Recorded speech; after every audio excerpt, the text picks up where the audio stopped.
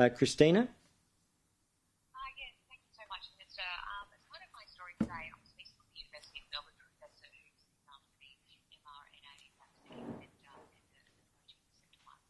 You're mentioning there in one of your grabs that you might not be right now, so you have a few overseas, but you were mentioning that you would like to obviously have those down the track to prepare any other mutations, for example. Can you just elaborate on that just slightly?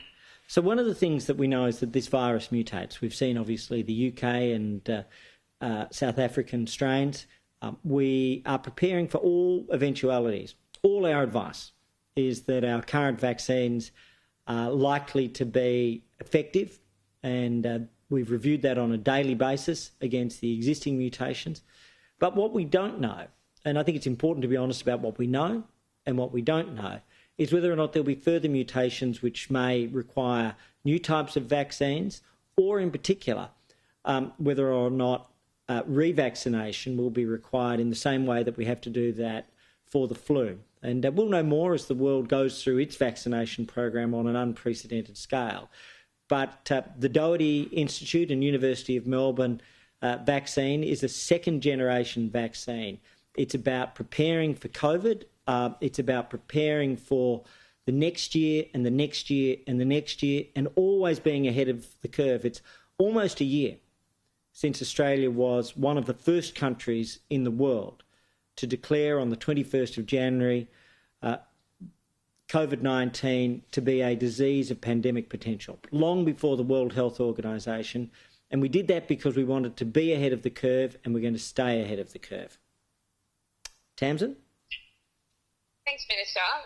This morning we heard at the Victorian Press Room that there's been multiple mistakes made by the government there, including misnaming some of the locations, not alerting venue owners that they were an exposure site, and there's also been lots of people being turned away from testing facilities that were at capacity. Do you still have confidence in the Victorian government to get this under control, and what more would you like to see them be doing at the moment? I do have confidence in the Victorian government and the response. I think, to put it in perspective, Victorian testing numbers have more than tripled in the last week. People who had been on leave, and it's understandable that they had provided furlough or leave to staff that had worked right through the year, have been called back. They're stepping up. A tripling of testing within Victoria, a contact tracing system which the National Incident Centre believes is dramatically improved. And we're dealing with human uncertainty. Sometimes people will have to reconstruct all of the places where they've been, and sometimes that detail will be refined. And so I want to acknowledge and genuinely say to Australians that our view, our belief, is that Victoria is far better placed now. We will have these challenges. It could be any state or territory. It could be WA or South Australia. It could be Tasmania, it could be the Northern Territory, the ACT, or Queensland.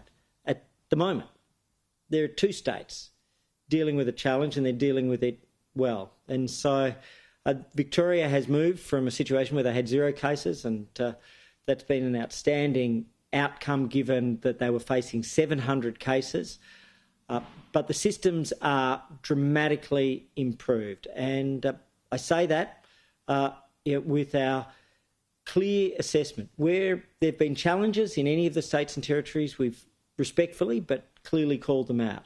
Now we can see if they've been able to triple their testing, dramatically improve their contact tracing, and to provide the granular detail. I spoke with Martin Foley a couple of days ago, and the fact that he was so early in the course of this round in Victoria, able to provide details, venues, sites, I thought was an indication both for himself but also for the Victorian system that they are in a much stronger place. So we'll get through this, but there will be challenges, and I understand and appreciate the patience of Victorians, but I do particularly want to acknowledge that there have been improvements. One important thing is, of course, any response has to have a compassionate element, and we're confident that a way will be found by Victoria to bring people home.